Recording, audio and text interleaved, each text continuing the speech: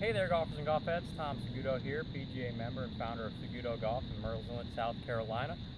Got a special lesson for you today on transfer practice.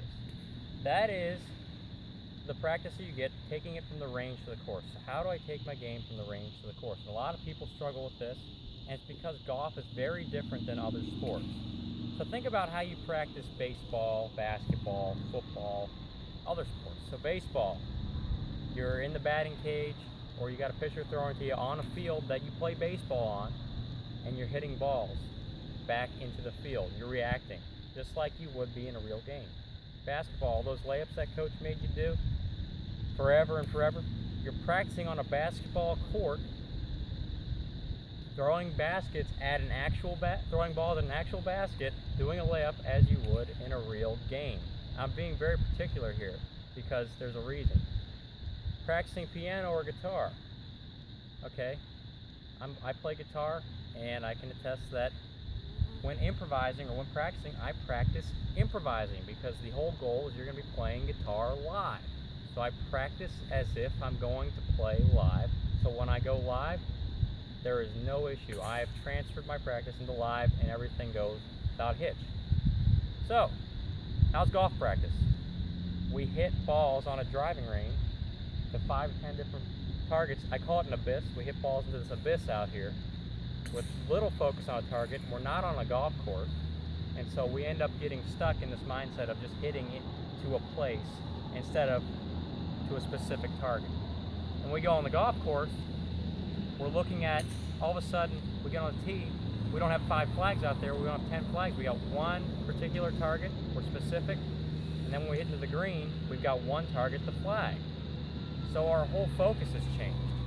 And when a lot of people practice on the range, they're just mindlessly practicing hitting balls out there. And if it hits a random flag, so good.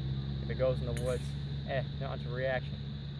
So in order to transfer what you do on the range to the course, we need to practice like we play on the golf course.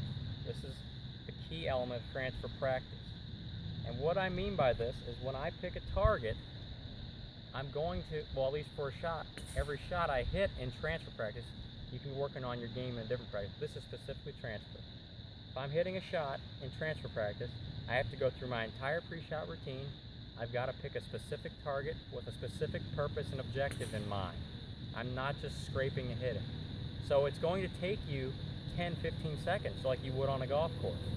And that's perfectly normal, that's good. In fact, you should feel the same pre-shot routine. So here's me doing some transfer practice. I'm going to red flag out here. It's about, 110 yards or so. I'm just going to go over the red flag because I'm hitting a full 9-iron. But I'm picturing a green out there that I would be hitting with 2 bunkers on the sides. I'm making a scenario like I would see on a golf course. So I want to hit this in the middle of the green, and the flag just happens to be there. So I go through my pre-shot routine.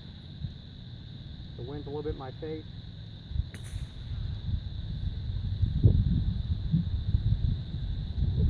Got my alignment. I visualize the shot.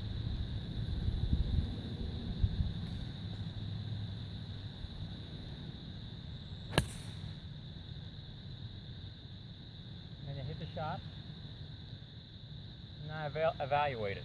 And so that shot, I tugged it a little bit left, probably 10 yards. And so I'm going to have about a 30-foot putt. I have to evaluate it that way. Now, I take a break, take a 10-second break, because you got to walk up to your ball now. On the course, you walk up to your ball, you wouldn't hit another one. You'd drive up to it, then you'd have next shot. So take that break. If you hit a bad shot, trust me, you're going to feel it. You're going to feel bad, like you do on a golf course, and you're going to end up having those emotions you get on the golf course, but this is all good because you're practicing the way you play. Even go through the cycle of, okay, I'm teeing off with a 3-iron, and then my next shot's going to be a 9-iron, and play out some golf holes in your mind. This is what your tour players are doing before they play. They often tee off the set of first 5 holes just to get themselves in a rhythm.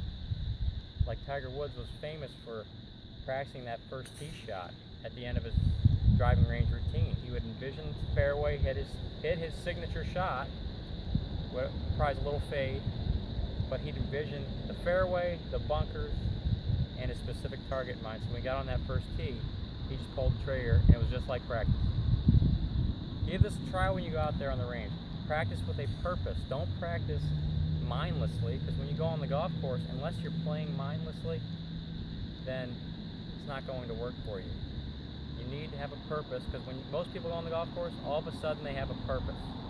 So when you practice with a purpose-driven target and visualizing the situation, you will transfer over to the golf course, and it will be almost seamless to you. Even create some situations. So let's just say you want to create a situation where you're down by one, your best buddy, in a match, and it's the last hole. You need to go all square, and he's hit a beautiful drive in the fairway. And all of a sudden, you got to hit a drive in the fairway. Create that situation. Feel the pressure. Feel the moment. Embrace it. Hit the shot and evaluate it. But I guarantee you, when you feel those emotions, you feel the anxiety, the pressure, it's going to transfer for you, because all of a sudden you have built up this mental awareness of the situation, and you learn how to deal with it. So Tom Saguto here, helping y'all take the game from the range to the course, and also helping you make the most out of the game you love in a body-friendly and simplistic manner. So go out and have an awesome day.